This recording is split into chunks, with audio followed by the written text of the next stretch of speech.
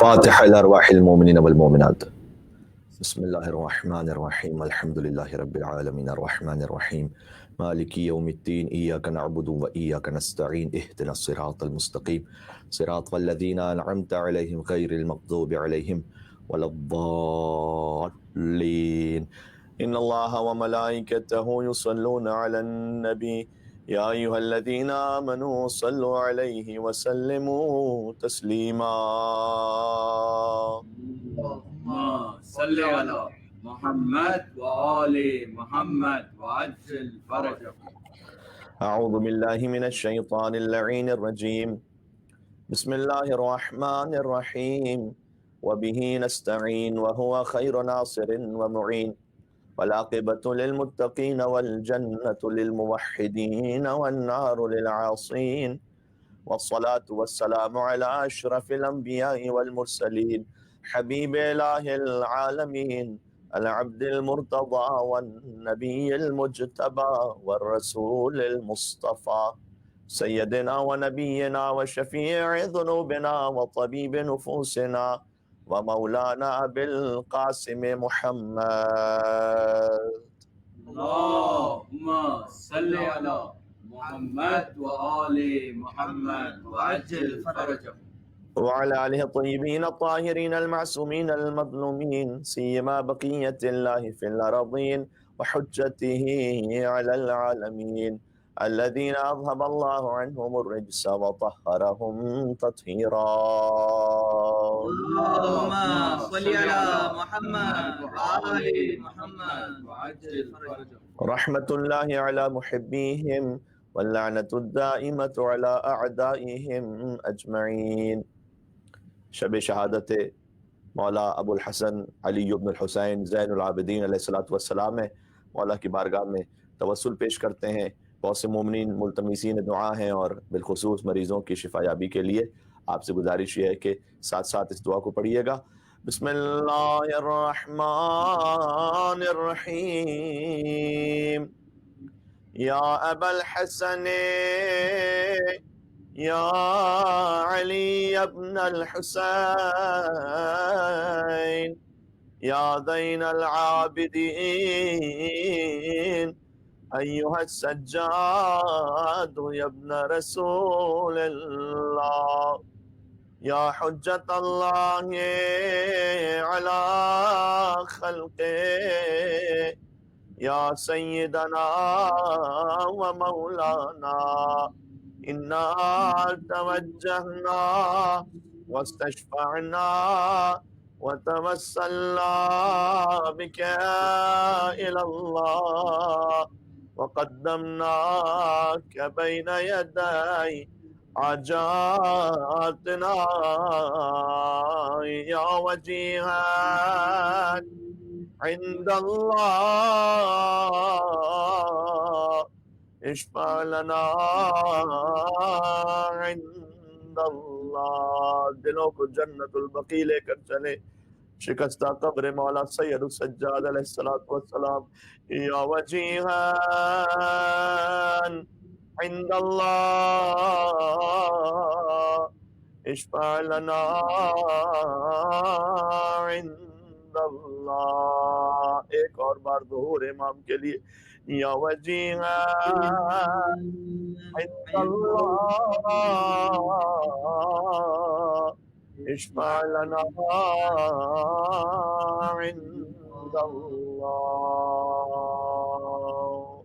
صلوات بر محمد و آل محمد. اللهم صل على محمد وآل محمد وعجل. اما بعد فقد قال الله الحكيم في كتابه المجيد بسم الله الرحمن الرحيم ولقد كتبنا في الزبور من بعد الذكر ان الارض يرثها عبادي الصالحون. صلوات على محمد وآل محمد. اللهم صل على محمد وآل محمد وعجل فرجهم. ایک اور گزارش یہ ہے کہ چونکہ آج اختتام مجلس میں تابوت امام زین العابدین علیہ السلام کی زیارت ہوگی، لہٰذا ابتدائی مجلس میں مریضوں کی شفا یابی کے لیے اور بالخصوص ہمارے ایک عزیز ہیں جن کے والد محترم نجف اشرف میں مقیم ہیں، وہ شدید علیل ہیں، ان کی صحت یابی کے لیے کل ایک بچے کے لیے فرات علی جن کا نام ہے دعائے صحت کی گزارش کی گئی تھی. بہت سے مومنین کمنٹس میں دعائیں لکھتے ہیں اور چاہتے ہیں کہ ان کے مریضوں کے لیے دعا کی جائے. تو تمام مریضوں کی شفا یابی کے لیے اور حاجات کی برابری کے لیے بھی انشاءاللہ آپ سے گزارش ہے کہ 5 مرتبہ میجیب کا ورد بھی کر لیجئے گا. اختتام مجلس میں تابوت کی زیارت ہے، وہاں دعا کا تفصیلی موقع میسر نہیں آ سکے گا. بسم اللہ الرحمن الرحیم. امن یجیب المضطر اذا دعاہ ویکشف السوء امن یجیب المضطر اذا دعاہ ویکشف السوء امن یجیب المضطر اذا دعاہ ویکشف السوء امن یجیب المضطر اذا دعاہ ویکشف السوء امن یجیب المضطر اذا دعاہ ویکشف السوء امن یجیب المضطر اذا دعاہ ویکشف السوء. صلوات علی محمد وآل محمد. اللہم صلی علی محمد وآل محمد وعجل فرجہم. مجلس شہادت ابو الحسن علی بن الحسین زین العابدین سید الساجدین علیہ افضل الصلاۃ والسلام وآلاف التحیۃ والثناء. لہذا آج جو عشرے کا موضوع صحیفہ سجادیہ کے عنوان سے تھا، تبرکن و تیمنن ایک اشارہ تو آ سکے گا، لیکن بہت سے سامعین ہو سکتا ہے کہ آج کی حد تک ہمارے ساتھ انہوں نے ہمیں جوائن کیا ہو. لہٰذا امام چہرم کی حیات طیبہ کا ایک اجمالی خاکہ میں آج آپ کی خدمت میں عرض کرنا چاہتا ہوں. امیر المومنین علی بن ابی طالب علیہ السلام دادا ہے مولا کے، اور امیر المومنین ہی کی حیات ظاہری میں امام زین العابدین علیہ السلام کی ولادت ہوئی ہے، یعنی سن 38 ہجری 15 جمادی الاول، جو بر صغیر میں ولادت کی معروف تاریخ ہے، یا 5 شعبان المعظم کے جو ایران اور عراق میں زیادہ معروف تاریخ ہے.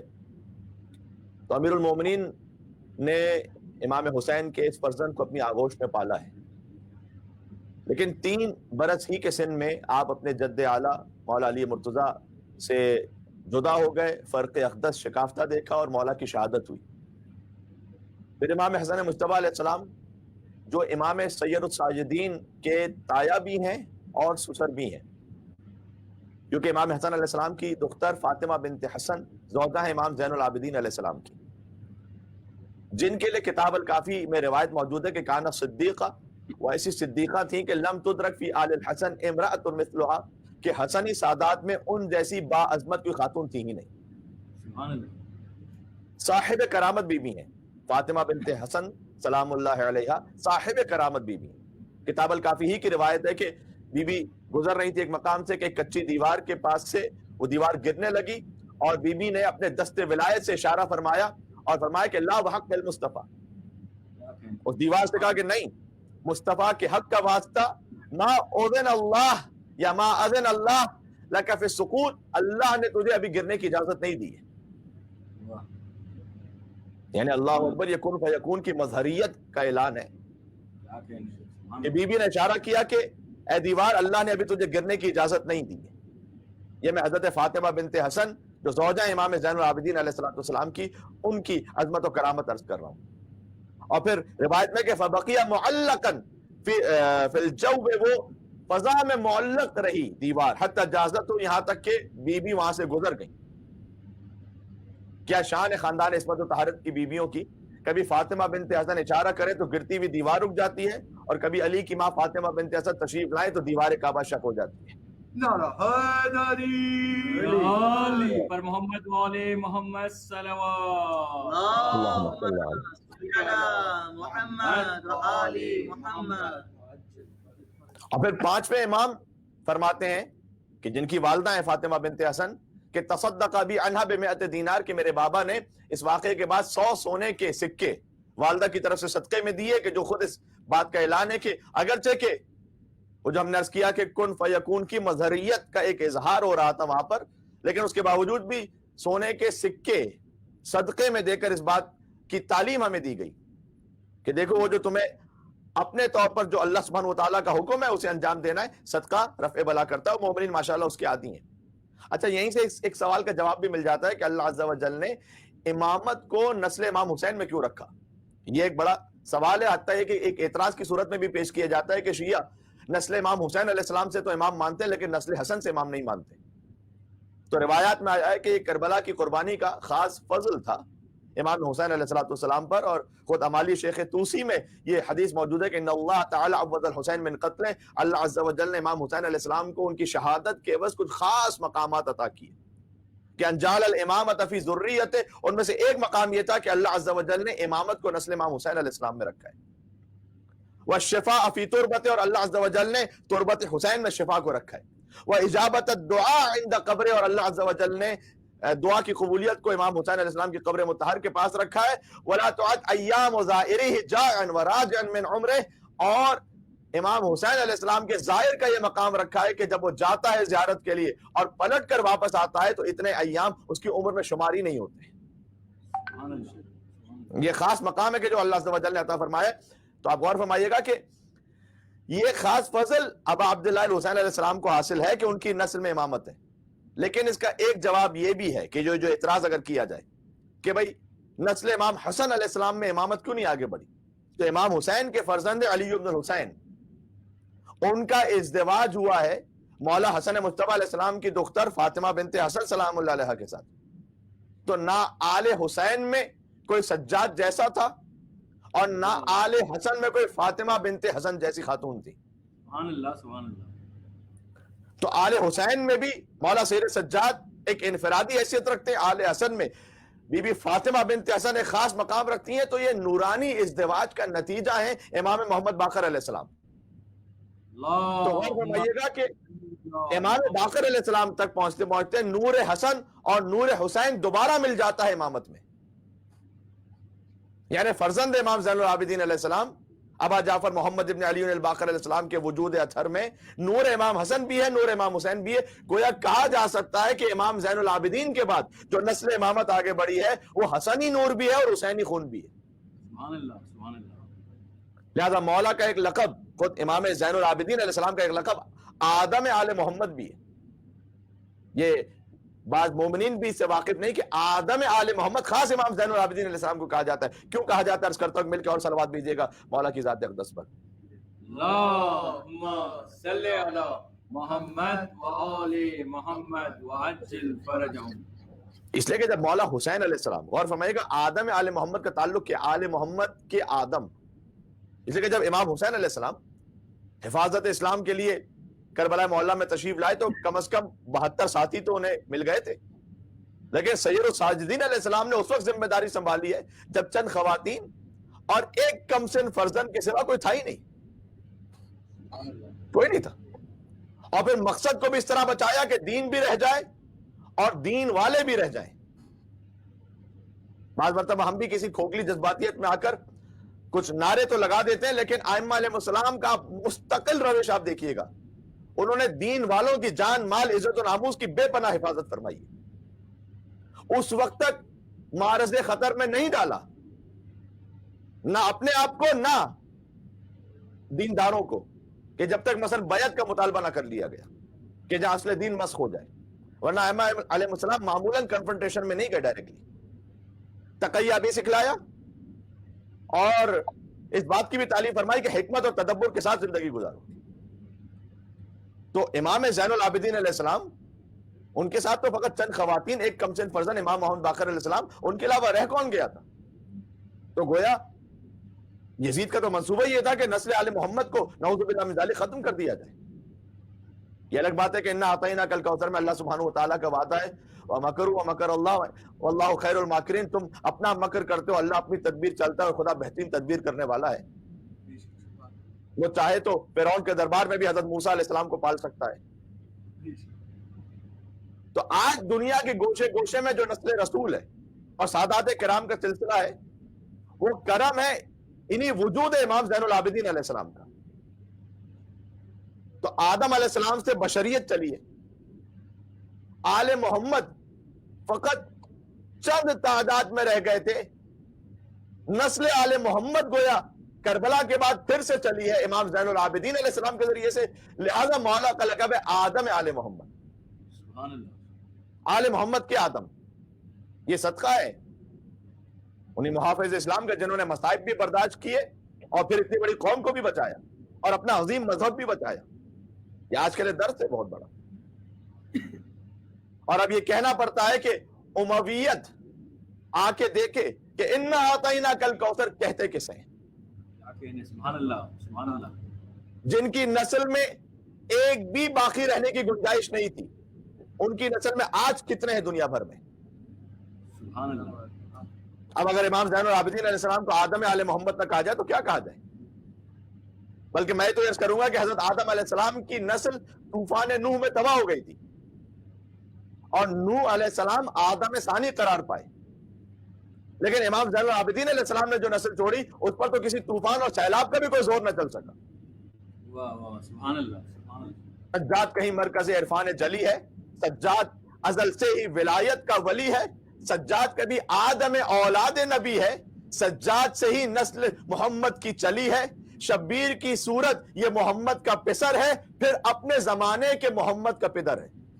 نعرہ حیدری یا علی پر محمد و آل محمد صلوات اللہم صلی علی محمد و آل محمد۔ آل محمد وعجل فرجهم۔ کیونکہ امام سجاد علیہ السلام محمد باقر علیہ السلام کے پدر ہیں، شبیر کی صورت یہ محمد کا پسر ہے، کیونکہ حسین منی وانا من حسین، پھر اپنے زمانے کے محمد کا پدر ہے، آدم آل محمد ہے۔ کیا کہنا امام سجاد علیہ السلام کہ جن کی زندگی کی ہر شے کمال اور معراج پر ہے۔ ماں شہزادی عجم تھی، کیونکہ مولا کی والدہ کے حالات مختلف مجالس اور محافل میں اب بیان ہوتے رہتے ہیں، لہٰذا میں تفصیل میں نہیں گیا۔ بی بی شہر بانو سلام اللہ علیہا کے حالات زندگی پر، کہ 10 دن کے اندر مولا کی ولادت کے 10 دن کے ساتھ ہی بی بی کی وفات ہو گئی تھی، اور بہت ظاہر ہے کہ اس کی وجوہات بھی علامہ ذیشان حضرت جوادی صاحب علی اللہ مقامہ نے لکھی ہے کہ کیوں اللہ سبحانہ و تعالیٰ نے اہتمام کیا، وہ آپ اردو کتابوں میں بھی اویلیبل ہے، اس لیے میں اس کی تفصیل میں نہیں جا رہا۔ لیکن بہرحال ماں شہزادی عجم ہے، ایران کی شہزادی ہیں، باپ سردار جنت ہے، خود آدم آل محمد ہے، سجدہ زینت ساجدین ہے، عبادت رونق عابدین ہے، سبحان اللہ۔ کتاب ظہور آل محمد ہے، کیا کہنے بھائی، سبحان صحیفہ انجیل اہل بیت ہے، اللہ۔ واہ۔ اور آپ کی خاموشی مرضی پروردگار ہے، اور آپ کا تکلم آپ فاتح دربار و بازار ہیں۔ نعرہ حیدری یا علی۔ محمد و آل محمد صلوات اللہم صلی علی صل علی محمد و آل محمد۔ آل محمد وعجل فرجهم۔ تو امام زین العابدین علیہ السلام ہی وہ ہستی ہیں جنہوں نے خاک شفا کی تسبیح اور سجدگاہ ایجاد فرمائی۔ یعنی ایجاد فرمائی کا مطلب کیا؟ یعنی خاک شفا کی تسبیح پہلی مرتبہ امام زین العابدین علیہ السلام نے بنائی۔ اس سے پہلے معصومہ عالم سیدہ کونین سلام اللہ علیہا کی زندگی میں تسبیح کا ذکر ضرور ملتا ہے، لیکن وہ قبر حضرت حمزہ کی خاک تھی۔ امام زین العابدین علیہ السلام نے خاک کربلا سے تسبیح بنائی، آج جو ہر گھر میں سنت ہے۔ اپنے دور میں حضرت حمزہ سید الشہداء تھے، تو دادی نے قبر حضرت حمزہ کی تسبیح بنائی، اور پھر اب عبداللہ الحسین علیہ السلام سید الشہداء ہیں، تو مولا نے ان کے خاک کی تسبیح بنائی، اور فرمایا کہ اس خاک کی ایک خصوصیت یہ بھی ہے کہ اس پر تسبیح پڑھنے والا، سبحان اللہ، اس پر تسبیح پڑھنے والا خاموش بھی ہو جائے تو تسبیح کے دانے خود ذکر پروردگار کرتے رہتے ہیں۔ اور کیوں نہ ہوتا، اس خاک میں خون حسین جذب ہو جائے، اس کا ذرہ ذرہ تسبیح پروردگار نہیں ہوگا تو کیا ہوگا پھر؟ چنانچہ ایک بار آپ کے دست مبارک میں تسبیح تھی اور آپ محو گفتگو تھے، اور درمیان گفتگو تسبیح کے دانوں کو گردش دیتے جاتے تھے، تو کسی نے ٹوک کر کہا کہ آپ تسبیح سے کھیل رہے ہیں؟ تو مولا نے ارشاد فرمایا کہ تجھے خاک خبر ہوگی اس خاک کی، یہ خاک شفا تو خود تسبیح پروردگار کر رہی ہے۔ مجھے افتخار عارف صاحب کے چند مصرے بہت میرے دل سے قریب ہیں، جس میں انہوں نے خاک شفا کا بات میں ذکر کیا، لیکن اس کا مسئلہ یہ ہے کہ دلیل بیعت فاسق روا رکھی گئی تھی اور مدینے میں بنائے کربلا رکھی گئی تھی۔ پوری تاریخ ہے اس میں، دلیل بیعت فاسق روا رکھی گئی تھی، مدینے میں بنائے کربلا رکھی گئی تھی، اور حسین آغوش پیغمبر میں جب لائے گئے تھے وہیں بنیاد تہذیب عزا رکھی گئی تھی۔ نعرہ حیدری یا علی۔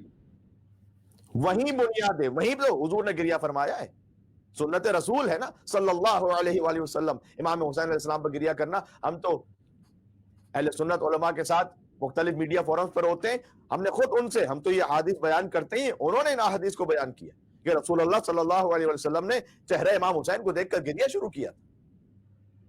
دلیل بیعت فاسق روا رکھی گئی تھی اور مدینے میں بنائے کربلا رکھی گئی تھی۔ سید کونین سلام اللہ علیہ کی شہادت کا کربلا سے ربط اس سے بہتر کم سے کم میں نے شعر نہیں دیکھا کوئی۔ حسین آغوش پیغمبر میں جب لائے گئے تھے، وہیں بنیاد تہذیب عزا رکھی گئی تھی، بہت مشکل مراحل آ پڑے تھے راستے میں، سو زاد راہ میں خاک شفا رکھی گئی تھی۔ اس خاک شفا کو جو رواج بخشا ہے، میں بس یوں ہوتا نا پوائنٹرز امام کی زوجہ کے حوالے سے، کیونکہ خاص طور پر نسل امام حسن نسل امام حسین علیہ السلام کے معاملے میں ایک تعلق تھا، لہذا میں نے وہ بات آپ کی خدمت میں عرض کی۔ اور دوسرا پوائنٹ یہ کہ خود خاک شفا اور اس تسبیح کی بنیاد رکھی میرے مولا زین العابدین سید الساجدین علی بن حسین علیہ السلام نے۔ اور یہ بھی گزارش کر دوں کہ خود سرکار ختمی مرتبت کے زمانے میں بھی سجدگاہ کا رواج تھا۔ یہ آپ کو مختلف اسلامی حدیثوں میں تذکرہ مل جائے گا، آج وقت نہیں ہے، اور پھر بخاری اور مسلم کی اس حدیث پر تو ابھی گفتگو کا وقت نہیں ہے، لیکن میں حدیث پڑھ دیتا، جعلت لی الارض مسجدا وطہورا، کہ حضور نے یہ فرمایا کہ اللہ نے میرے لیے زمین کو سجدہ کرنے کی جگہ قرار دیا ہے۔ کہ اب میں نام لے لیتا ہوں یہاں پر تاکہ بات اتھینٹک بھی رہے، کہ آپ احباب نے جب ہمیں میڈیا پر دیکھا تو جناب جنید جمشید صاحب ہوتے تھے، جب وہ حیات تھے تو ہم ساتھ میں بریک میں وہ ایک طرف نماز پڑھے ہوتے تھے، ہم ان کے ساتھ کھڑے ہو کے نماز پڑھے ہوتے تھے، تو ہم سب سامنے سجدہ رکھتے تھے۔ تو انہوں نے ایک مرتبہ کہا تھا کہ حضرت یہ آپ آگے کیا رکھتے سامنے، اور ہم نے جب انہیں بخاری کی حدیث سنائی کہ جعلت لی الارض مسجدا وطہورا، کہ اللہ نے زمین کو سجدہ کرنے کی جگہ قرار دیا ہے، رسول اللہ صلی اللہ علیہ وسلم نے ارشاد فرمایا۔ تو آپ یہ خود بتلائیے کہ جو کارپٹ بچھا ہوا ہے یہ زمین ہے یا کارپٹ ہے؟ اور یہ میں کریڈٹ دوں گا ان کو، جو بات کہنے کی ہے، جو حق ہے وہ کہنا چاہیے، کہ سجدگاہ انہوں نے میرے ہاتھ سے لی اور انہوں نے پیشانی پر سر رکھ کر یہ کہا کہ میں جب اللہ کے پاس جاؤں گا تو کم سے کم یہ ضرور کہوں گا کہ ایک مرتبہ زندگی میں صحیح میں نے شیعوں کے مطابق سجدہ کیا تھا۔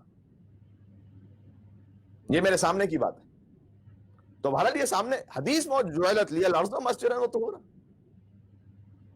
اور تاریخ میں نبی مکرم جا نماز کے علاوہ ایک کھجور کے درخت کا ٹکڑا بطور سجدہ رکھا کرتے تھے، جا کے دیکھ لیجئے گا۔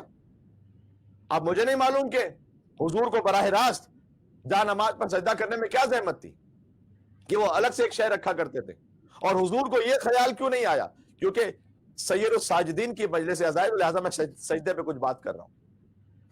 خود حضور نے ارشاد فرمایا ہے کہ طویل سجدوں کے ذریعے سے اپنی کمر پر جو گناہوں کا بوجھ ہے اسے ہلکا کرو۔ طویل سجدے بہت پسند ہیں اللہ عز و جل کو، اور فقہی مسئلے کے اعتبار سے بھی، کیونکہ نماز میں موالات کی شرط ضروری ہے، پے در پہ عمل ہونا چاہیے، لیکن فقہاء کرام کا فتویٰ بھی ہے، فقہی مسئلے کا بھی بیان ہو جائے تو بہت مناسب ہے کہ طویل سجدے اور طویل قنوت یہ نماز کے موالات کو باطل نہیں کرتے، یعنی متاثر نہیں کرتے۔ تو اگر طویل سجدے میں چاہے فرض نماز میں نہ ہو سکے، لیکن کوشش کیجئے کہ ایک طویل سجدہ روزانہ انجام دیجئے، یہ معنویت کو بڑھاتا ہے۔ اور خود حضور نے ارشاد فرمایا کہ اپنی پشت پر گناہوں کے بوجھ کو ہلکا کر دو طویل سجدوں کی مدد سے۔ جب کسی نے حضور سے آگے کہا بھی تھا کہ یا رسول اللہ میں جنت میں آپ کے ساتھ رہنا چاہتا ہوں، تو حضور نے کہا تھا کہ روایت کا خلاصہ یہ ہے کہ طویل سجدوں سے میری مدد کرو، یعنی یہ کہ اس کام کے لیے اگر تم چاہتے ہو کہ میرے ساتھ رہو طویل سجدہ کرو۔ تو ماشاءاللہ یہ میں اس لیے بات عرض کر رہا ہوں، ہمیں نماز پر کہنے کی مجھے یقین ہے کہ جس پلیٹ فارم سے ہماری گفتگو جا رہی ہے وہاں پر الحمدللہ کوئی بھی بے نمازی نہیں ہوگا، لہٰذا میں نماز، فرض نماز کے حوالے سے بات کروں کہ جناب اسے آپ پڑھیے تو آپ پہلے سے پڑھ رہے ہیں ماشاءاللہ، ہم تو اس کے بعد کی بات کر رہے ہیں، آپ ماشاءاللہ اگلے مرحلے میں پہنچے ہیں۔ لہٰذا سید الساجدین علیہ السلام ان کے نام سے مجلس عزائر شب شہادت ہے، تو سجدے پہ ایک بات کہ سجدہ کرنا کس پر ہے؟ اللہ نے زمین کو میرے لیے سجدہ کرنے کی جگہ قرار دیا۔ جا کے تاریخوں میں دیکھیے گا کہ حضور جا نماز کے ساتھ ایک کھجور کی لکڑی یا اس کے پتے کا ایک حصہ رکھا کرتے تھے۔ اب حضور کو یہ خیال کیوں نہیں آیا؟ آج بعض مسلمان جو اعتراض کرتے ہیں کہ بھائی اس طرح تو بت پرستی کا الزام آ جائے گا۔ اگر حضور جانتے بوجھتے ہوئے الگ شے پر سجدہ کر رہے تھے تو ماننا پڑے گا کہ سجدگاہ پر سجدہ کرنا بدعت نہیں ہے، بلکہ سجدگاہ ہٹا کر سجدہ کرنا بدعت ہے۔ سبحان اللہ سبحان اللہ سبحان اللہ، بے شک ایک منٹ کی سلوات اور بھیجیے گا محمد اور آل محمد پر۔ اللہم صلی علی محمد صلی اللہ علیہ وسلم۔ وعجل فرجهم۔ اور اس وقت کے کسی مشرک نے بھی اعتراض نہیں کیا کہ ہم میں اور آپ میں فرق کیا رہ گیا، کہ ہم بھی ایک بت کے سامنے جھکتے ہیں، آپ بھی ایک شے کے سامنے جھک رہے ہیں۔ کسی مشرک نے یہ نہیں کہا کہ بھئی اگر مشرک ہے تو پھر ہم دونوں ہیں، اور موحد ہے تو ہم دونوں ہیں۔ نہیں، وہ بھی جانتے تھے، وہ جانتے تھے کہ حضور جس شے پر سجدہ کر رہے ہیں اس کو سجدہ نہیں کر رہے، اس پر سجدہ کر رہے ہیں، سجدہ اللہ کو کر رہے ہیں۔ کیا کہنے، سبحان اللہ سبحان اللہ، بے شک بے شک بے شک۔ تو یہ اعتراض نہ لے کر آئیے سجدگاہ پر۔ مرسل اعظم سجدہ کرتے رہے، نہ کسی صحابی نے ٹوکا، نہ کسی کافر کو اعتراض ہوا۔ اب یہ خیال آج ہی کہ مسلمان کو کیسے لاحق ہو گیا کہ اس طرح تو بت پرستی کی شکل پیدا ہو جاتی ہے۔ اور آپ یقیناً متوجہ ہے کہ بت پرستی کے معنی بت کو سجدہ کرنے کے ہیں۔ سجدگاہ میں سجدگاہ کو سجدہ نہیں ہوتا، سجدگاہ پر سجدہ ہوتا ہے۔ اگر یہ فرق کل کے کافر کو معلوم تھا تو آج کے بعض مسلمانوں کو کیوں نہیں معلوم؟ تو دو ہی باتیں ممکن ہے کہ یا مسلمان تعصب اور تنگ نظری کا شکار ہیں اور افتراق ایجاد کرنا چاہتے ہیں، یا مسلمان اتنا بھولا اور ناواقف ہو گیا ہے کہ اسے بت اور سجدگاہ کا فرق ہی نہیں معلوم، اسے سجدگاہ خاک شفا اور نعوذ باللہ کسی بت کا اسے فرق ہی نہیں پتا چل رہا۔ حقیقت تو یہ ہے کہ جو ذہن بت پرستی کے سائے میں پرورش پاتا ہے اسے ہر منزل پر بت پرستی اور شرک نظر آتا ہے، اور وہ مسلمان کیا کہنے، اگر بت پرستوں کے بجائے بت شکن کا پرستار ہو جاتا تو یہ خیال ذہن میں آتا ہی نہیں۔ نعرہ حیدری پر محمد یا والے محمد صلوات۔ اللہم صلی علی وآل محمد وعجل فرجهم۔ وہ اب کیا کیا جائے کہ آج بھی کافر کافر کے نعرے لگتے ہیں، آج تک کافر کافر کے نعرے لگ رہے ہیں، اور پاکستان کے معروضی حالات، بہرحال میں جس پلیٹ فارم پہ بات کر رہا ہوں تو لہٰذا وہاں کے مجھے مومنین کا خیال بھی رکھنا ہے، تو میں بہت زیادہ اس بات کو اوپن نہیں کر سکتا، اور کچھ پلیٹ فارم پہ میں بات کر بھی چکا ہوں، لیکن آج بھی کافر کافر کے نعرے لگتے ہیں یا نہیں لگتے؟ میں تو کہتا ہوں ہمیں منظور ہے، تم یزید کی طرح کے مسلمان رہو، ہمیں ابو طالب کی طرح کا کافر رہنے دو۔ سبحان اللہ سبحان اللہ، بے شک۔ ٹھیک ہے، یہ ہمیں منظور ہے۔ جب حضرت ابو طالب علیہ السلام کفر کے فتوے سے نہیں بچ سکے تو پھر ہم کس قطار اور شمار میں؟ امام حسین علیہ السلام پر قاضی شرح نے نہیں فتویٰ لگایا تھا کیا؟ یہ جو ہمارے لیے فخر کی بات ہے کہ جو فتویٰ امام حسین علیہ السلام پر سن 60 ہجری میں لگا تھا وہ آج ہم پر لگ رہا ہے۔ ٹھیک ہے، ہم آپ کے مقدسات کی توہین نہیں کرتے کہ نقص امن کا کہیں خطرہ نہ ہو جائے، ہم بھی پرامن بقائے باہمی چاہتے ہیں، لیکن مسئلہ یہ بھی تو ہے نا کہ آپ کے مقدسات کی فہرست بھی تو روز بڑھتی چلی جا رہی ہے۔ کیا کہنے، سبحان اللہ سبحان اللہ سبحان اللہ سبحان اللہ سبحان اللہ۔ معاملہ یہ بھی تو ہے نا، ارے بھائی کہیں تو سٹاپ کرو۔ آج سے 30 35 سال 40 سال پہلے انٹیریئر سندھ کے مومنین سے پوچھ لیجئے گا، اگر یزید کے باپ کا کہیں نام لے لیا جاتا تھا اسے کتنی توہین سمجھی جاتی تھی۔ میں 14 سال پرانی بات نہیں کر رہا، 30 40 سال پرانی بات کر رہا ہوں۔ اب آپ مقدسات بڑھاتے بڑھاتے لے آئیے اور پھر ہم سے بھی تقاضا کیجئے کہ ہم بھی احترام رکھیں، یعنی اب تو یہ کہ صرف یزید باقی رہ گیا، اس سے اوپر کی تو ساری لائن آپ نے کلیئر کر دی ہے، بلکہ ہلکی ہلکی ڈھولکی تو یزید کے لیے بھی بجنا شروع ہو گئی ہے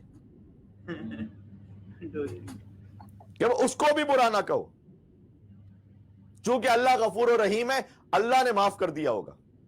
یہ جملے سن رکھے نا آپ نے، اللہ نے معاف کر دیا ہوگا، یزید کو بھی برا نہ کہو۔ تو میں تو کہتا ہوں کہ پھر آپ کو ہمارے یزید پر لعنت بھیجنے سے کیوں تکلیف ہوتی ہے؟ آپ کے کہنے کے مطابق جب اللہ یزید کو معاف کر دے گا تو ہمیں بھی یزید پر لعنت بھیجنے سے معاف کر دے گا۔ نعرہ حیدری پر محمد والے محمد صلوات۔ اللہم صلی علی محمد وآل محمد۔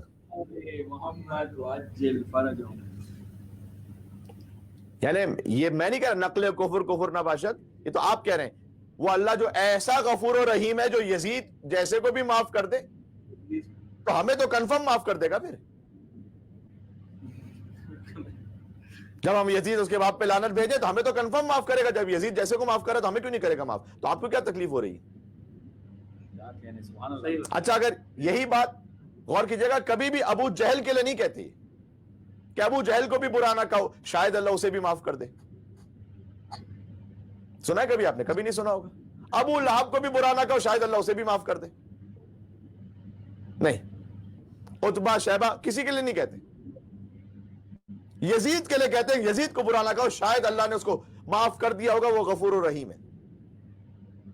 اس لیے کہ انسان اسی کے حق میں بولتا ہے جس سے اس کی کوئی رشتہ داری ملتی ہے. کیا کہنے سبحان اللہ سبحان اللہ. آج تک وہ رشتہ جڑا ہوا ہے کہ بھائی یزید پہ لعنت نہ بھیجو. آپ کو مبارک ہو اس طرح سے. آپ وہ اس جیسے مسلمان بن جائیے. ہمیں ابو طالب علیہ الصلوۃ والسلام جیسا کافر رہنے دیجیے. آپ کے قول کے مطابق ہمیں فخر ہے اس بات. اور ہم تو جڑے ہیں اہل بیت کے خانوادے سے، اور جڑے اہل بیت کے خانوادے سے اس لیے ہیں جو بنیادی ترین وجہ ہے، اس لیے جڑے ہیں کہ یہاں سے توحید ناب و خالص ملتی ہے. توحید خالص چاہیے در علی ابن ابی طالب علیہ السلام پر آؤ. یہاں تو معرفت توحید کی وہ منزل ہے کہ امام سید سجاد علیہ السلام دعائے ابو حمزہ صومالی میں بارگاہ احدیت میں عرض کرتے ہیں کہ بِکَ عَرَفْتُکَ وَأَنْتَ دَلَلْتَنِی عَلَیْکَ. سبحان اللہ. ممکن نہیں ہے کہ آل محمد کے علاوہ کوئی یہ کہہ سکے. بِکَ عَرَفْتُکَ، پروردگار تیرے ہی ذریعے تیری معرفت حاصل کی ہے. وَأَنْتَ دَلَلْتَنِی عَلَیْکَ، تو نے ہی اپنی جانب میری رہنمائی کی ہے براہ راست بلا فصل. چرند پرند درخت ستارے سیاروں کے ذریعے سے ائمہ علیہ السلام نے نہیں پہچانا اللہ کو. اور ممکن بھی کیسے تھا؟ اس لیے کہ کچھ نہیں تھا اور یہ تھے. پھر آگے امام نے کہا وَلَوْلَا أَنْتَ لَمْ أَدْرِ مَا أَنْتَ، پروردگار اگر تو نہ ہوتا تو میں نہ پہچان سکتا کہ تو کون ہے. یعنی تو نے ہی براہ راست مجھے سمجھایا ہے کہ میں کون ہوں، کہ تو کون ہے. توحید کا ایسا خالص بیان کہاں ملے گا آپ کو؟ امام سجاد علیہ السلام کی دعا سے پڑھ رہا ہوں. اور یہ انداز فقط مولا امام زین العابدین علیہ السلام کا نہیں ہے، بلکہ آل محمد کا مشترک انداز ہے یہ.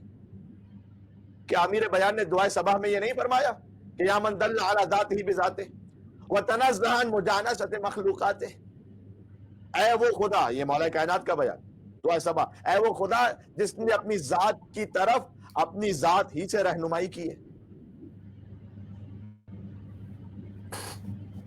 اس کی معرفت کا کوئی اور ذریعہ نہیں ہے، خود وہ اپنی معرفت کا ذریعہ ہے. سوائے ائمہ علیہ السلام کے ممکن نہیں کوئی جملے کہہ سکے. یہ توحید خالص لے کر آؤ کہیں پر. حتی انبیاء علیہ السلام کے واقعات میں بھی یہ طریق معرفت نہیں ملتا کہ براہ راست بلا فصل خدا کی معرفت. حضرت آدم اور حضرت ابراہیم علیہ السلام کے واقعات اس بات کی گواہ وقت نہیں کہ میں تفصیل میں جاؤں، اور اس کی وجہ بہت سامنے کی ہے کہ انبیاء کی تخلیق زمین و آسمان کے بعد ہوئی. غور کیجئے گا، انبیاء کی تخلیق زمین و آسمان کے بعد. جبھی تو خاک سے حضرت آدم کو خلق کیا اللہ نے. تو خاک پہلے سے ہے نا، تب حضرت آدم علیہ السلام کو خلق کیا. تو زمین پہلے سے ہے، آسمان پہ. انی جاعل فی الارض خلیفہ. ملائکہ نے جب اعتراض کیا تو اللہ سبحانہ وتعالیٰ نے جواب دیا کہ میں زمین پر خلیفہ بنانے والا ہوں. جب اللہ نے کہا میں زمین پر خلیفہ بنانے والا ہوں، اس کے بعد ملائکہ نے اعتراض کیا. یعنی کہنے کا مقصد ہے کہ زمین پہلے سے ہے نا، تب حضرت آدم کو خلیفہ بنایا جا رہا ہے. تو انبیاء علیہ السلام کی تخلیق زمین و آسمان کے بعد ہے. تو انبیاء علیہ السلام جو کہ معصوم ہے، اور ظاہر ہے کہ ہم تو خاکی اور خاطی انسان ہیں، لیکن جو حفظ مراتب کی بات ہے وہ ہے کہ خلق ہونے کے بعد انہوں نے زمین کو دیکھا، پھر انہوں نے آسمان کو دیکھا، ستاروں کو دیکھا، چاند کو دیکھا، سورج کو دیکھا، سیارات کو دیکھا. ان کے ذریعے سے معرفت کو گویا معرفت کا ایک ذریعہ بنایا ان سب چیزوں کو، اور پھر اپنی اقوام کو بتایا کہ خدا کو پہچاننا ہے تو ان مخلوقات کے ذریعے پہچانا. لیکن آل محمد کی منزل اس سے جدا گانا ہے. ان کا نور اس وقت خلق ہوا ہے جب زمین نہیں تھی، آسمان نہیں تھا، ستارے نہیں تھے، کواکب اور سیارے نہیں تھے. اس لیے قدرت نے آواز دی کہ اے نور محمدی صلی اللہ علیہ وآلہ وسلم، کائنات مجھے مخلوقات کے ذریعے پہچانے گی. جو مخلوقات ہیں وہ اللہ سبحانہ و تعالیٰ نے گویا کہا کہ مجھے مخلوقات کے ذریعے پہچانا جائے گا اور میں آپ کو براہ راست اپنی معرفت عطا کروں گا. آپ نہ زمین کے محتاج ہوں گے، نہ آسمانوں کے محتاج ہوں گے، نہ ستاروں کے، نہ سیاروں کے.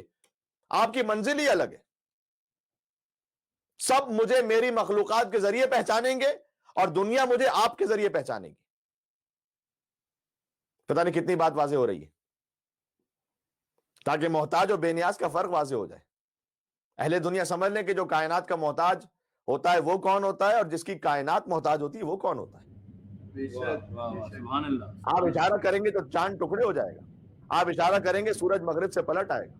آپ اشارہ کریں گے پانی جواہرات میں تبدیل ہو جائے گا. آپ اشارہ کریں گے انگریزے آپ کا کلمہ پڑھنے لگیں گے. امام زین العابدین علیہ السلام اشارہ کریں گے تو ملک الموت ان کی زائرہ کی روح کو واپس پلٹا دے گا. کیا کہنے. سبحان اللہ سبحان اللہ. ایک ایک واقعے میں ظاہر ایک ایک جملے پورا واقعہ ہے، لیکن ماشاءاللہ آپ بزرگ علماء کرام کو سماعت فرماتے رہتے ہیں.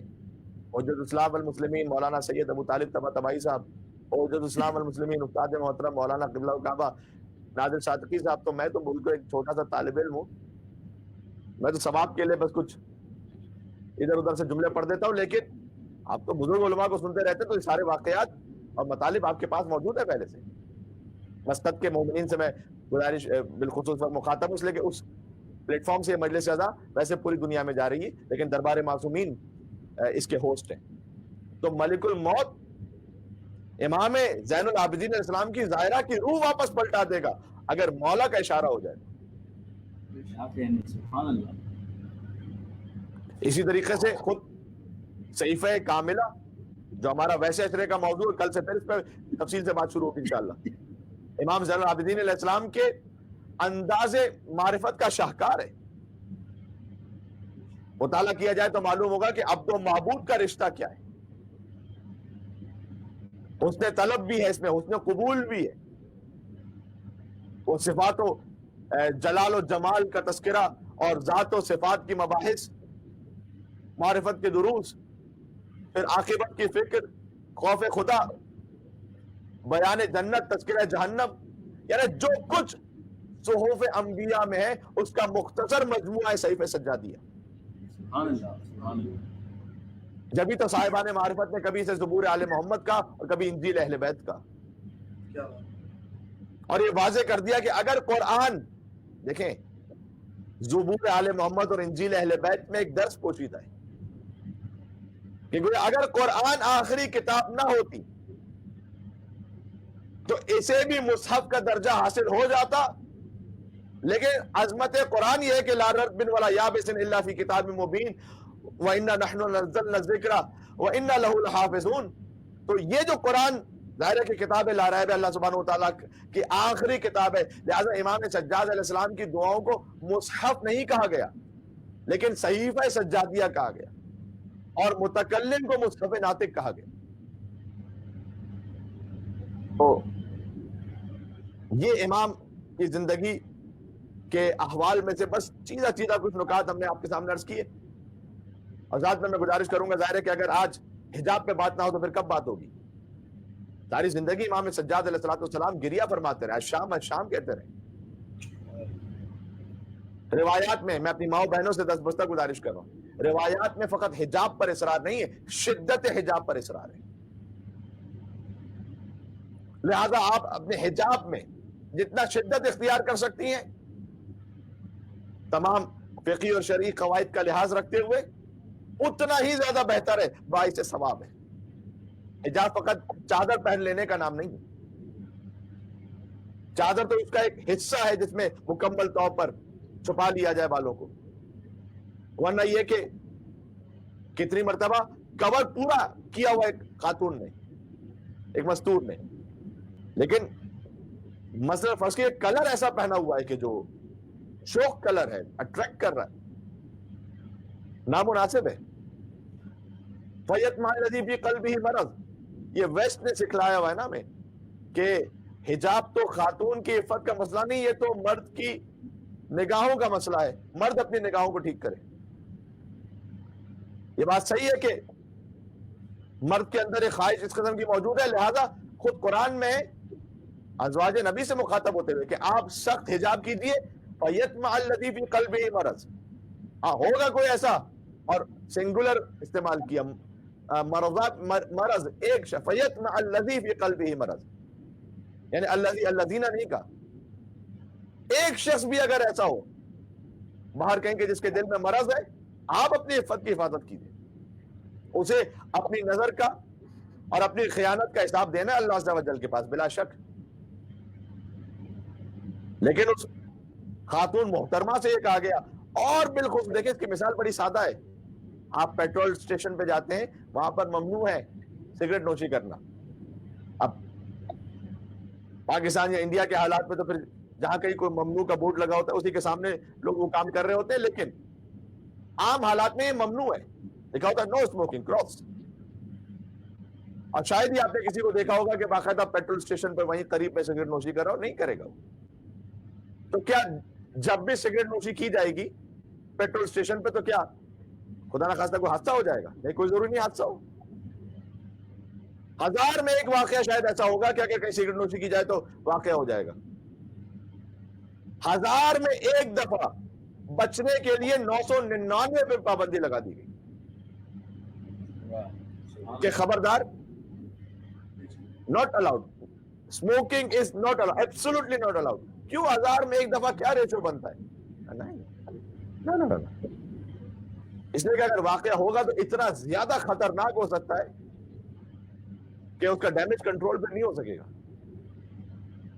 لہذا حجاب کے معاملے میں فقط میں آپ سے عرض کرتا ہوں واجب پہ نہ رکے، اس سے آگے بڑھنے کی کوشش کی.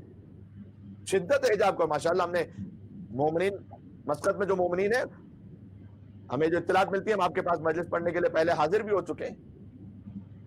کافی اچھا حجاب کے اعتبار سے اہتمام ہوتا ہے، لیکن امام سید سجاد علیہ السلام کی مجلس میں اس بات کو بیان کرنا ضروری ہے. لا دین لمن لا حیا لہ، کتنی احادیث حیا پر موجود ہیں کہ حیا ہے تو زینت اسلام ہے، حیا ہے تو گناہوں کی مغفرت ہے. یہ ساری احادیث پڑھ رہا ہوں. حیا ہے تو پھر دین ہے، جس کے پاس حیا نہیں اس کے پاس دین نہیں. ایک حیا کا ہونا، ایک شرم کا ہونا، مردوں میں بھی اس حیا کا ہونا. ویسٹرن ورلڈ میں آتے آتے اور اس کا اثر لیتے لیتے اب ہمارے جوان بھی گھروں کے اندر کبھی گھروں سے باہر وہ شارٹس میں گھوم رہے ہوتے ہیں. ٹھیک ہے، حرام نہیں ہے، میں نے اس کی حرام نہیں ہے، لیکن جب یہ آج ہماری نسل کو شارٹس پہ لے آئے تو ہمارے بچے پھر کیا پہنیں گے؟ تو ایک حیا، ایک ڈیسنسی، ماڈریشن، اور وہ بھی کہ جو واجب کی حد تک ہے وہ تو پھر واجب ہے. میں تو اسے آگے بڑھ کے بات کر رہا ہوں اور اس کا یقیناً ثواب اور اجر ہے. لہٰذا میری ماؤں بہنوں سے دست گزارش ہے، میں بار بار یہ لفظ اس لیے استعمال کر رہا ہوں کہ آپ محسوس کر سکیں کہ میں انشاءاللہ پورے خلوص نیت کے ساتھ آپ سے عرض کرنا چاہتا ہوں. غور فرمائیں. اور یہ بھی حقیقت ہے کہ امام زین العابدین علیہ الصلوۃ والسلام وہ کہتے رہے الشام الشام، یہ مصائب کا جملہ بھی ہے اور ساتھ میں درس لینے کے لیے بھی بہت ضروری ہے. حسین ابن علی علیہ السلام کے بعد یہ بات شاید کم مومنین جانتے ہوں، اگر کسی کی اولاد کو مسلسل قتل کیا گیا ہے تو وہ عابد بیمار ہے. مولا کی اولاد، ان کی نسلیں، بنی امیہ نے قتل کیا، بنی عباس نے قتل کیا، بادشاہوں نے قتل کیا، ڈھونڈ ڈھونڈ کے قتل کیا. زید شہید اور زید شہید کی اولاد کو چن چن کے قتل کیا گیا.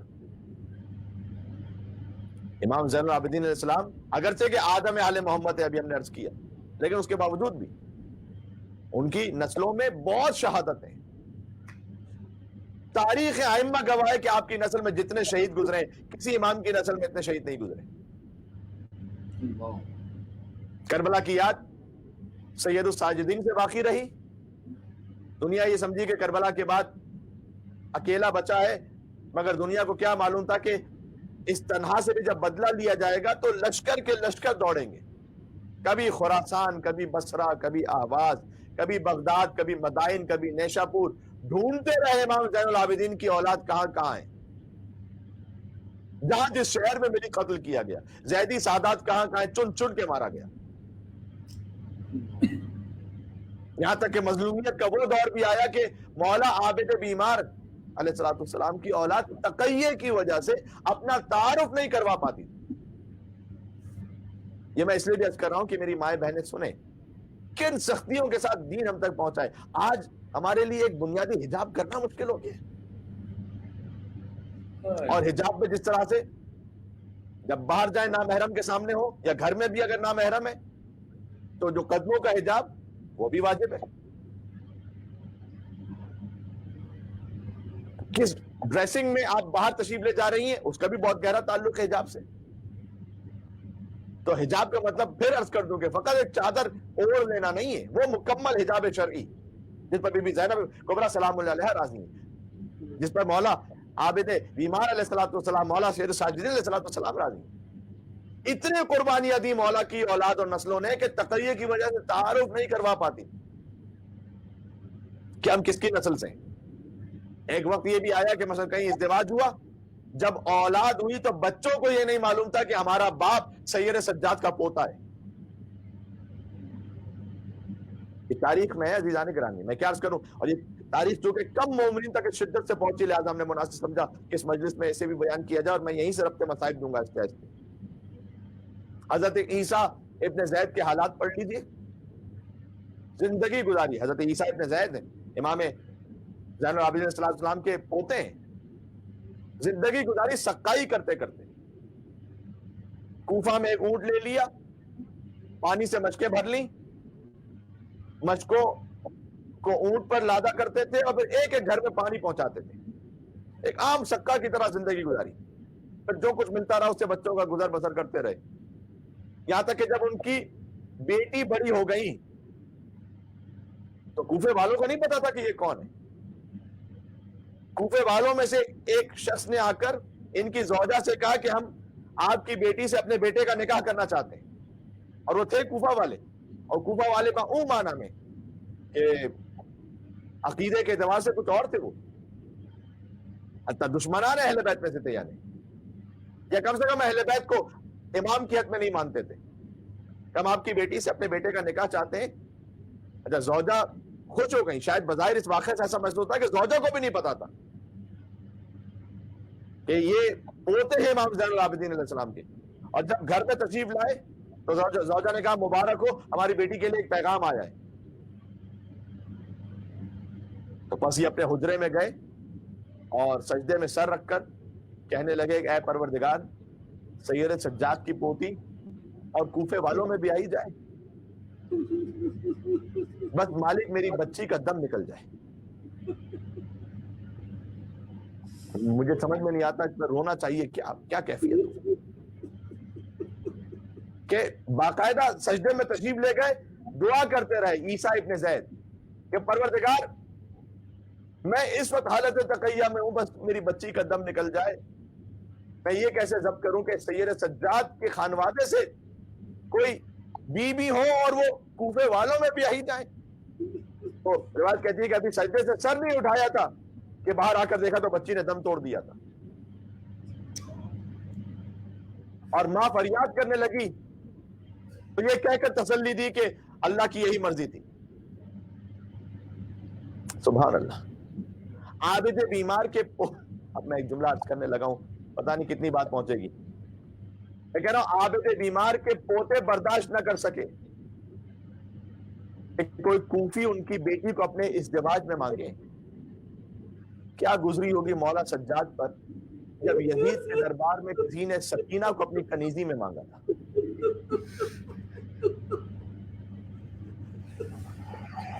کلیجہ کٹ جائے، زندگی بھر رونے کے لیے ایک جملہ کافی ہے، اللہ اکبر اللہ اکبر. کچھ مجھے مصائب کا ذکر کرنا ہے. آج تو گویا ایک شب شہادت سید الساجدین حسین کے سب سے بڑے عزادار کی شب شہادت ہے. شب عاشور کی کیفیت ہونی چاہیے آج. وہ کہ جو بابا پر روتا رہا آج اس کا ماتم ہے، جو 35 برس تک بابا بابا کہہ کر روتا رہا. کبھی کیفیت یہ ہوتی ہے کہ شاید ہوتا ہے کہ آج آپ نے ظاہر ہے کہ مجلسیں بھی بڑی تعداد میں کی ہوں گی اور پہلی محرم سے آپ گریہ کر رہے ہیں، لیکن آج میرے ہاتھ جڑے ہوئے، خستہ نہ ہوئیے گا گریہ کرتے ہوئے، اس لیے کہ آج اس کا ماتم ہے جو 34 سال تک روتا رہا تھا لیکن تھکا نہیں تھا. وہ ذبیحے کو دیکھا تو روئے، پانی کو دیکھا تو روئے، اللہ جانے کیا. یقین جانیے روح کانپ جاتی ہے اس تصور سے کہ مولا نے کتنا صبر کیا. ماں پھوپھی بہنوں کو سرے بازار بے ردا دیکھنا. کچھ مصائب کل سنا چکا ہوں، آج میں وہیں تفصیل سے وہیں اسی ترتیب سے پھر آپ کے سامنے عرض کر رہا ہوں. حسین ابن علی نے کربلا میں پورا کنبہ مولا سیر الساجدین کے حوالے کیا تھا نا، اور جاتے ہوئے سورہ الحمد کی تلاوت فرمائی تھی میرے مولا نے، اور کہا تھا اب یہ قافلہ تمہارے حوالے ہے بیٹا سجاد، اور جاؤ بیٹا سجاد جب مدینے پہنچنا، آپ کے لیے جملہ اب کہہ رہا ہوں، تو میرے چاہنے والوں کو میرا سلام کہنا، اور یہ کہنا کہ اگر ٹھنڈا پانی پیو تو مجھے نہ بھولنا، اور اگر کسی غریب کی مصیبت کو سنو تو مجھے ضرور یاد کر لینا، اور اے میرے چاہنے والوں تم بہت یاد آئے جب میں علی اصغر کے لیے پانی مانگ رہا تھا.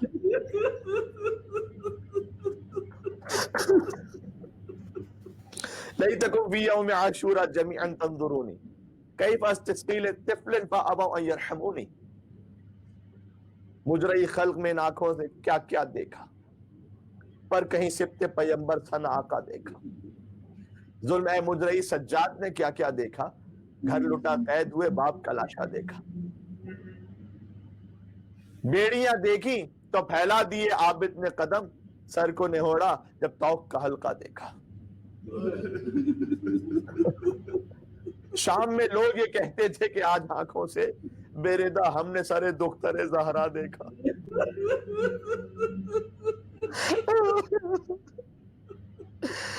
زمین پھٹ کیوں نہ گئی، آسمان کیوں نہ گر. سید الصابرین میرے مولا آپ پر ہمارے ہزاروں سلام ہو مولا، جو ہمارے لیے پڑھنا اور سننا مشکل ہے آپ نے بازار کوبہ اور شام میں کیسے دیکھا مولا. شام میں لوگ یہ کہتے تھے کہ آج آنکھوں سے بے ردا ہم نے سارے دختر زہرا دیکھا، بے ردا خلق نے اس بی بی کے سر کو دیکھا جس کی مادر کا کسی نے نہ جنازہ دیکھا. جب مولا دربار میں تھے تو ایک جملہ اتنا سخت ہے لیکن مقتل میں لکھا ہوا ہے، اللہ جانے مصائب کے کیا پہاڑ تھے کہ سید سجاد کی زبان مطہر پر یہ جملہ آ گیا، یا لیت امی لم تلدن اليوم. کاش کوئی عربی میں نہ سمجھ سکے. مولا کہتے ہیں کاش آج کے دن کے لیے میری ماں نے مجھے نہ چنا ہوتا.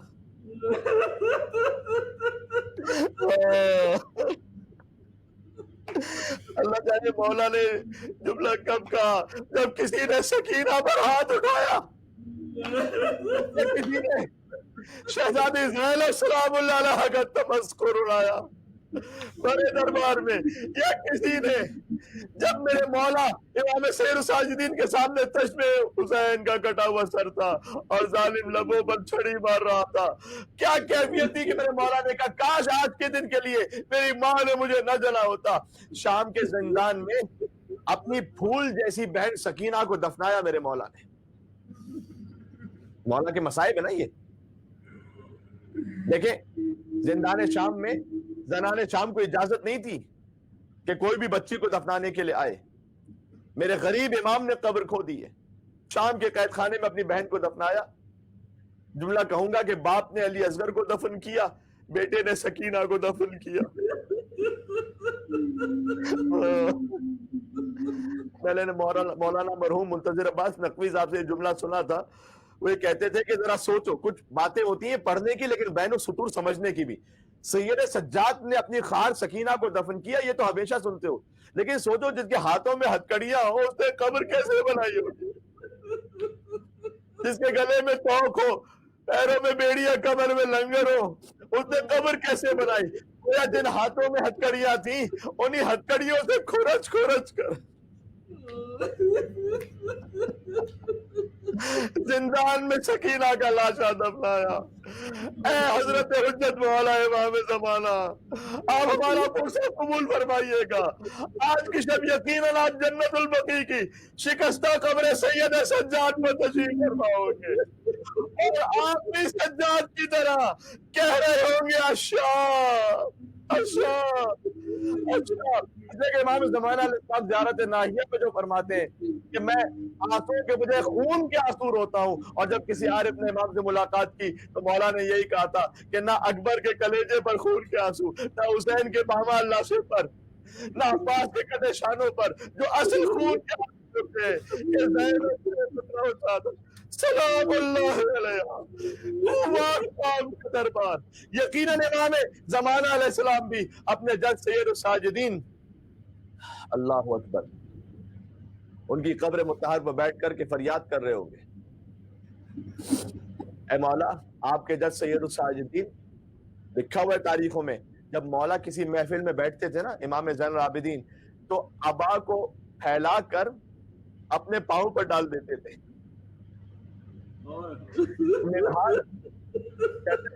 یکایک پہنچا امام کے پاس تو عبا ہٹی ہوئی تھی، تو میں نے دیکھا پاؤں کی ہڈی نظر آ رہی تھی۔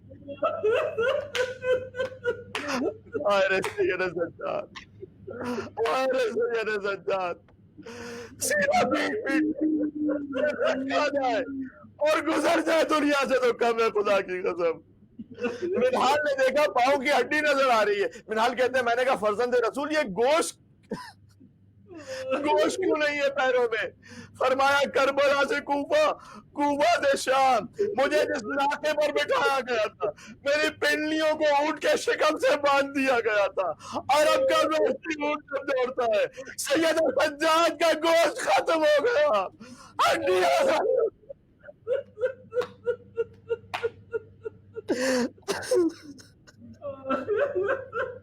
جملہ مجھے کہنا ہے اللہ اکبر اللہ اکبر۔ اس عالم میں بھی گویا قدموں کی یہ حالت ہو گئی تھی، لیکن آپ نے سن رکھا ہے نا مولا اپنے بابا کی مجلس میں شرکت کے لیے جایا کرتے تھے۔ زہری کا واقعہ سن رکھا ہے نا؟ اے میرے عزیزوں، بالخصوص جو مسجد کے مومنین سن رہے ہیں، انہوں نے ہر گھر میں فرش ادا بچھایا ہوا ہے نا۔ آپ بھی ہماری طرح اس غربت میں میلبرن میں یہاں پر بھی ہر مومن کے گھر میں فرش اعضا، کوئی ادب سے بیٹھ کر لوگ فرش پہ بیٹھ کے مصائب سنتے ہیں۔ تو میں ہاتھوں کو جوڑ کے عرض کروں گا جہاں مولا کے مصائب و وہاں سید سجاد آتے ہیں نا۔ اے مومنو تم خوش نصیب ہو، آج سید سجاد تمہارے گھر میں مہمان ہے۔ میں نے ایک بزرگ سے آیت اللہ گل پائیگانی کے حوالے سے سنا تھا کہ جس مجلس میں جس امام کی شہادت کا ذکر ہو وہ مولا خود تشریف لاتے ہیں، اور پھر فرمایا اگر فاطمہ زہرا کا ذکر ہو تو 12 کے 12 تشریف لاتے ہیں۔ تابع بیان نہیں رہے عزیزوں، میں آج دن کی 4تھی مجلس پڑھ رہا ہوں اور ایک 5ویں مجلس اور پڑھنی ہے اس کے بعد، لہٰذا بس اب جتنا سینے میں دم ہے وہ عرض کرتا جاؤں گا۔ میں تبرکن واقعہ سنا دوں اس لیے کہ مصائب کے واقعات تو وہی، اسے تو نہیں بدلا جا سکتا، لیکن میں جو عرض کروں گا آنسوؤں کی بھیگ حسین کی ماں فاطمہ زہرا سے طلب فرما لیجیے گا۔ زہری نے آ کر کہا مولا میرے گھر میں شادی ہے میرے بیٹے کی، آپ تشریف لائیے گا۔ امام نے کہا تجھے خبر ہے نا کربلا کے بعد ہم نے کسی خوشی کی تقریب میں شرکت نہیں کی ہے۔ سر جھکا کر چلا گیا۔ یہاں علماء لکھتے ہیں کہ معمولاً شادی پر آنے کے لیے کوئی منع کرے تو آپ اصرار کرتے ہیں نا، لیکن زہری گویا ایسا جواب اسے ملا کہ اصرار ہی نہ کر سکا۔ مولا سے کیا کہتا؟ کچھ دنوں بعد آ کے کہتا ہے مولا میرے گھر میں آپ کے بابا کا ذکر ہے۔ مولا نے کہا میں آؤں گا۔ مولا بس انہی پیروں کے ساتھ کے جن میں گوشت ختم ہو گیا۔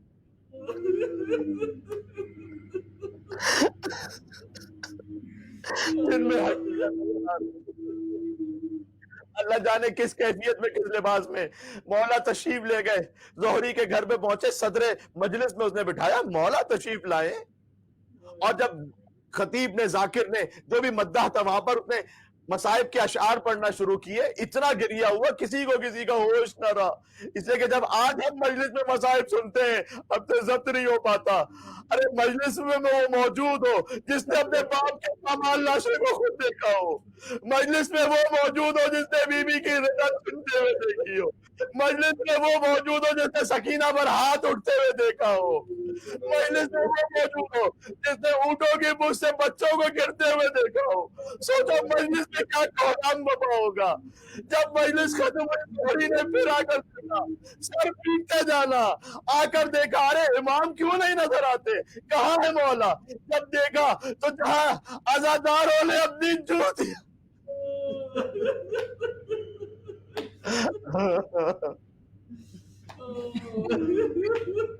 अपनी लालैने उतारी थी। अरे मौला आप यहाँ पर, बड़ी शर्मिंदा हूं मैं, मुझसे गुस्ताखी हो गई, मैं तो देख ही ना पाया। मौला आप यहाँ क्यों तशरीफ ले आए। कहा ज़ोहरी तू तो इस ज़ाहिरी मजमे को देख रहा है, लेकिन मैं देख रहा हूँ जब से इस मद्दाह ने हमारे जद के मसाइब, मेरे बाबा के मसाइब शुरू किए, जन्नत से मेरी दादी सलाम अलैहा मजलिस में तशरीफ ला चुकी है। मैंने यही मुनासिब समझा कि मैं वहां बैठूं जहां आजादारों ने अपनी चूतियां उतारी। मौला हम कुर्बान हो जाए, आप कहाँ तशरीफ फरमा होते हैं। आपने हमें इस काबिल समझा कि हमें इजाजत दी कि हम फर्श अज़ा पर आके बैठे, आपके बाबा के मसाइब पढ़े। मौला आप राजी होते जो आपके बाबा पर गिरिया करता है। मौला ने बस शाम कहकर समझा दिया। माओ बहनों के किले पर तमाशाइयों का मजमे में आना, सज्जाद को मार गया शाम, क्या क्या ना दिल पे कह गया उस्ताद शाम में, एक जिंदा लाश बन गया सज्जाद शाम में। मेरी माए बहने हिजाब के लिए इंशाअल्लाह मोहतात रहेंगी। इस फकीर से बस आज इस बात को कबूल कर लीजिएगा, जिंदान शाम में ये गम्बी के बंदे हाथों के साथ बहन को दफनाया, खून भरा लाशा, जला हुआ कुर्ता, कानों से लहू, मुंह पर तमाचे। जो बाबा बाबा कहने वाली थी वो गुजर गई। सज्जाद ने अपनी बहन को दफनाया। ऐ बहन सकीना तुम पूछा करती थी कि भैया हम कब रिहा होकर जाएंगे, अब आपकी तदफीन भी इसी जिंदान शाम में होगी। ना गुस्ल दिया और न कफनाया बहन को, भाई ने बंदे हाथों से दफनाया बहन को। बस अजीजों में इख्तिताम तक ले आया, अभी बयान नहीं रही। अब इमाम का ये आलम है कि दिन है तो रोना है, रात है तो रोना है, खाना देखा तो रोए, पानी आया तो रोए। कैसे खाऊं मेरा बाबा भूखा ज़िबा हो गया, कैसे पानी पीऊं मेरा बाप प्यासा मार दिया गया। वुजू का पानी सामने आया तो इतना रोए कि पानी दो चंद हो गया। दुनिया से ये गिरिया भी बर्दाश्त न हो सका सैयद सज्जाद का। और जालिम वलीद इब्ने अब्दुल मलिक ने मुहर्रम सन 95 हिजरी मौला को जहर दिया। 25 मुहर्रम हराम आ गई।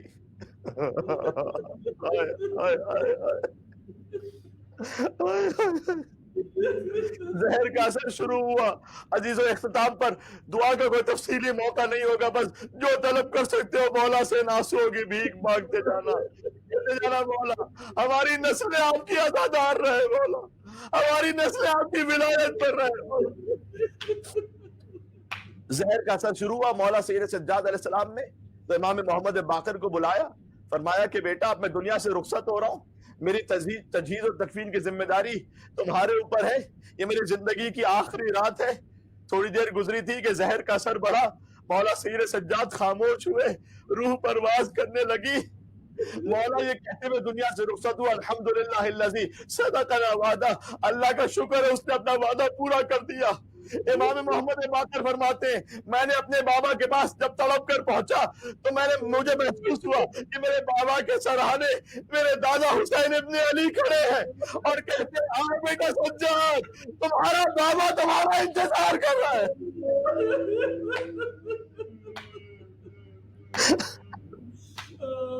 बाबा को रोने वाला दुनिया से रुखसत हो गया। ताबूत में एक जुमला कह दूं मैं और फिर इंशाअल्लाह रोएंगे और मसाइब में मातम करेंगे इंशाअल्लाह। नौहे में मदीना में शहादत की खबर फैली मौला की, चारों तरफ कोहराम, पुरसा देने वालों का हुजूम, रोने वालों का मजमा, नमाज जनाजा अदा करने वालों का इज्तिहाम। यानी आज तो मदीना का रंग ही कुछ और है। वरना जानते हो ना इसी मदीना में सैयदा के जनाजे के साथ क्या हुआ था। सज्जाद की दादी के जनाजे के साथ हसन मुश्तबा के जनाजे पर कितने तीर बरसे थे। लेकिन आज मदीना में बीमार के गिरिए का असर है। ये अहले बैत का पहला जनाजा है जो एहतमाम से उठ रहा है। वरना जनाजे पैगंबर में चंद अफराद थे। जनाजे ज़हरा रात की तारीकी में था, जनाजे अली खामोशी के साथ था, जनाजे हसन मुश्तबा तीर बारात था, और हुसैन का तो कोई लाशा उठाने वाला ही नहीं था। एक बीमार था लेकिन हाथों में हथकड़ियां थी, पैरों में बेड़ियां थी। खाके करबला पर इधर के सवार उधर, उधर के सवार इधर। आज पहला मौका था जब इमाम मोहम्मद बाखिर ने गुस्लो कफन देकर जनाजा रखा तो नमाज पढ़ने वालों का हुजूम था। आसमान से मलाइका की तकबीरों की आवाजें आ रही थी, हर तरफ शोर और गिरिया बुका था। अगर अदादारों क्या आप समझते हैं ये मंजर देखकर रूह सैयद सज्जाद मुतमईन हो गई होगी, या सज्जाद ने उसी ताबूत से करबला का रुख किया होगा। जब मौला का ताबूत अहलियाने मदीना के कांधों पर जन्नतुल बकी की तरफ चला तो क्या कैफियत होगी। सज्जाद का ताबूत रक़िया के बना था, जंजीर के जख्मों से मगर खून आया था। बीमार इमाम ने ताबूत से करबला का रुख करके आवाज दी होगी, बाबा ये आपका लाल आपका शर्मिंदा है। आज मेरे जनाजे पर ये मजमा है, मेरा ताबूत उठाने वाले इतने लोग हैं, मगर कल जब करबला में रुखसत हो रहा था तो आपका जनाजा खा के घर में करबला पर था। न कोई मेरे अलावा रोने वाला था, न कोई दफनाने वाला था। अब आपको इतना जरूर है, जब आपके लाशे को कब्र में उतारा था 2 हाथ बरामद हुए थे, आवाज आई थी, लाओ बेटा ज़ैनुल आबिदीन, मेरी अमानत मेरे हवाले कर दो। सलाम उस पर के जो कैदी भी है बीमार भी, पाँव में है आंवले और आंवलों में खार भी, बेरदा सैदानिया उस पर सितम बाजार भी, ये इमाम वक्त है और काबला सालार भी। ओ सलाम उस पर के जो कैदी भी है बीमार भी। या हुसैन